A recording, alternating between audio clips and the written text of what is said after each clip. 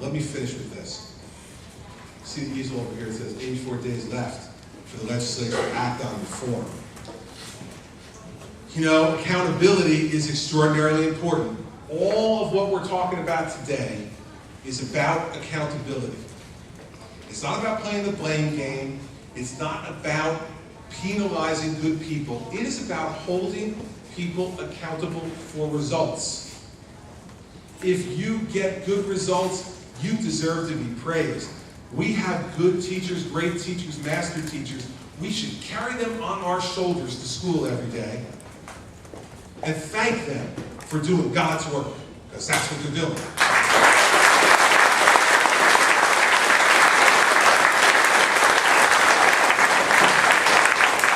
But when we have bad teachers, when we have failed teachers, we should carry them out of that school on a rail.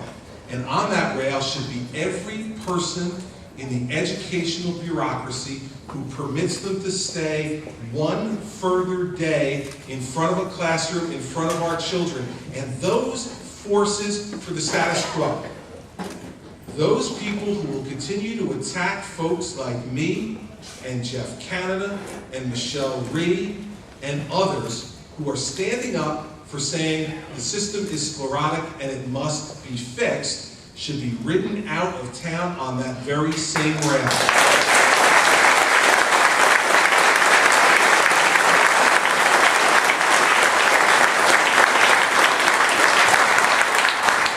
84 days is about accountability too. Those members of the state legislature, including Assemblyman Thompson, well, I know will be a yes vote for all of these reforms. All right?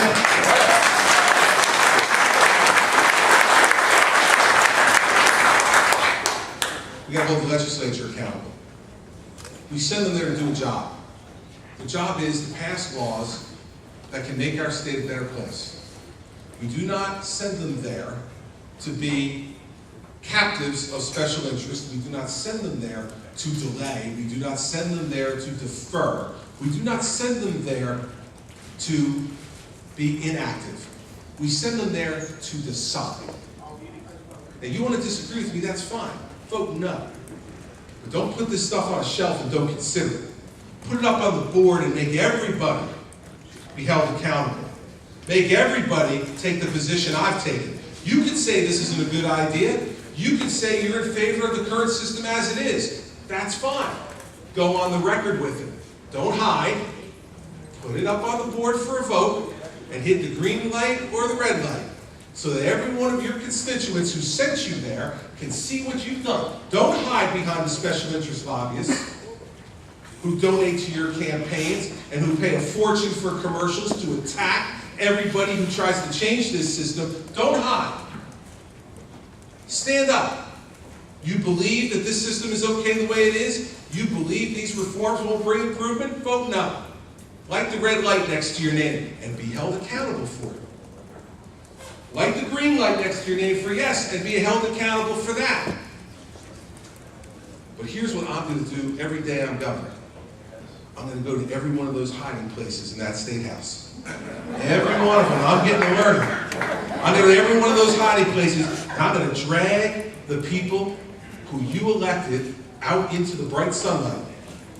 And then let's just see what happens. Let's see what they do. Drag them out in the sunlight and make a vote. I'm out here. I'm standing up. I'm telling you what I believe in. Believe me. There are people in this room who are ready to hang me for this position.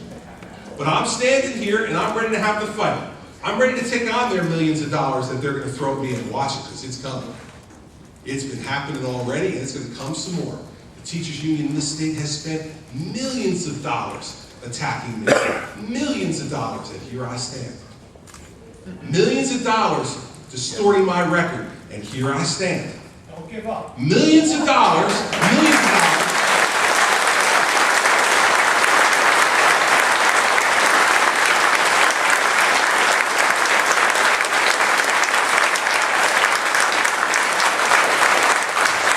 I'm ready to have that fight, and I'm ready to be held to account. But they got to be held to account too. And 120 people you sent to the legislature, Republicans and Democrats, they got to be held to account. Everybody should have to speak on this issue. And everybody should have to vote on this issue. I'm telling you, they pass these reforms, I got a pen. I'll sign them and I will make them law tomorrow.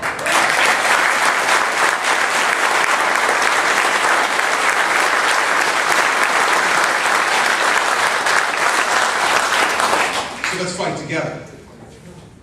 I don't want to fight by myself. I'd much rather have people with me. Let's fight together. Let's fight together to make our state a better place. So now this month, what have we done this month as September closes? The week of Labor Day, we rolled out sweeping ethics reform to change the ethical climate in this state, to hold the legislature to the same standards of financial disclosure that the governor is held to. If it's good enough for me, it should be good enough for them too, especially because you know this is the only job I have. It's a part-time legislature. They got other jobs. Don't you want to know how much money they're getting from those other jobs? Who's paying it? You bet you do.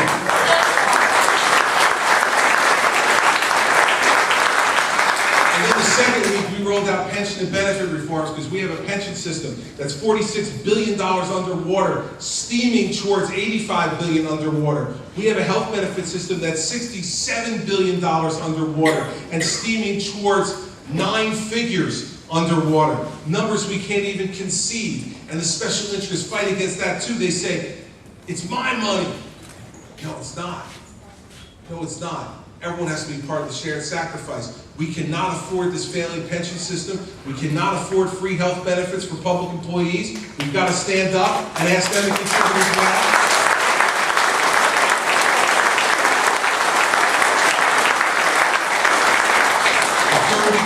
We rolled out economic growth reforms to cut red tape, to lower regulation, to make it easier to open and operate businesses in New Jersey, to stand up and demand our fair share from the Port Authority of New York and New Jersey and get $1 billion to fix the Bayonne Bridge, because if we didn't, we would lose 250,000 jobs at the port in New York and New Jersey. We stood up for that, and we are going to continue to lower regulation and lower obstacles so that we can get our people back to work in good-paying private sector jobs in this state.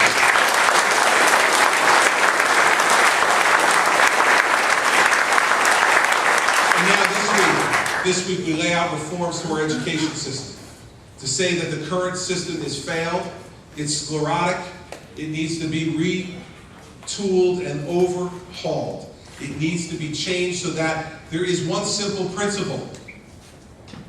Greatness is rewarded and failure is shown the door for the people of the state of New Jersey.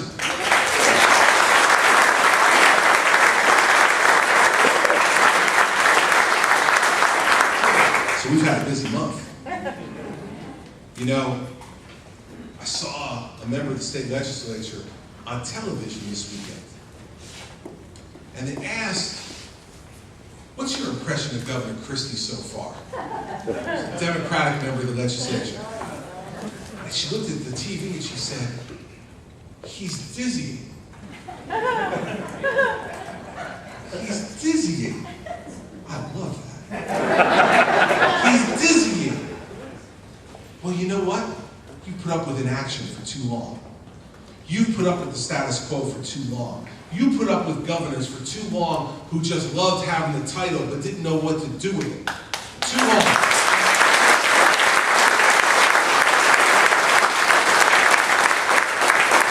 So I'm making the legislature dizzy. And I can tell you I'm making those lobbyists and those special interest folks dizzy too. Because they've never seen anything like this before. They've never seen a governor who stood up and just says it like it is.